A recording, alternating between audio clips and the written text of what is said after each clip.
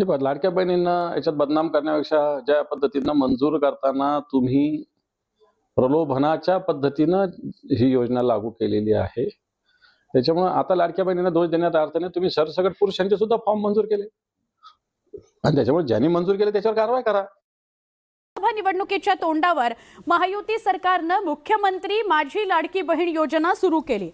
या योजनेअंतर्गत महिलांना दर महिना 1500 रुपये दिले जातात.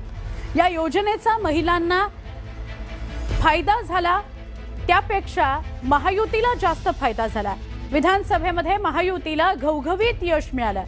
आता याच लाडकी बहीण योजनेबद्दल धक्कादायक वास्तव पुढे येत आहे. या योजनेच्या निकषात न बसणाऱ्या महिलांना नोटिसा बजावण्याचं काम सुरू झालेलं आहे. राज्यातील योजनांचा गैरफायदा घेणाऱ्या अपात्र लाभार्थ्यांवर प्रशासनाचा फास आवळला जातोय.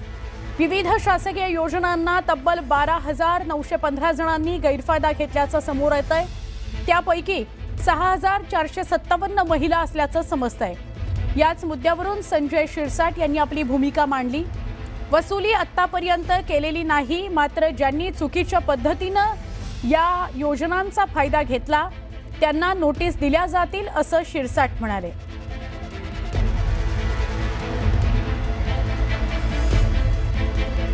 वसुली मला वाटतं आता अद्यापर्यंत केलेली नाहीये. निश्चित ज्यांनी चुकीच्या पद्धतीने फायदा घेतला असेल तर त्यांना नोटीस जरूर दिल्या असतील, परंतु वसुली कुठे झालेली नाही. हे बघ, लाडक्या बहिणींना याच्यात बदनाम करण्यापेक्षा ज्या पद्धतीनं मंजूर करताना तुम्ही प्रलोभनाच्या पद्धतीनं ही योजना लागू केलेली आहे, त्याच्यामुळे आता लाडक्या बहिणींना दोष देण्यात अर्थ नाही. तुम्ही सरसकट पुरुषांचे सुद्धा फॉर्म मंजूर केले आणि त्याच्यामुळे ज्यांनी मंजूर केले त्याच्यावर कारवाई करा. आणि माझं गेल्या वर्षापासूनच लाडकी बहीण योजनेचे पैसे बंद केलेले आहेत. ना आम्ही काही गव्हर्नमेंट सर्व्हिसला आहे, ना कुठं आमच्या घरात कोण गव्हर्नमेंट सर्व्हिसला आहे, ना फोर व्हीलर आहे, ना काहीच नाही आमच्याकडं. तरी पण आम्हाला अपात्र केलंय. सरकार दोषी. आता त्यांनी लक्ष द्यायला पाहिजे होतं हे सगळ्यांना. आता त्याच्यात सगळ्यांनीच हात धुवून फायदा घेतलेला आहे. तिथे हे करायचं आणि जे खरोखर ज्यांना खरोखर हे आहे ना त्यालाच ही योजना राबवायला पाहिजे. आता भरपूर ज्याच्याकडे आहे त्यांनी पण लाभ घेतला. का फायदा आहे असं नाही ना व्हायला पाहिजे.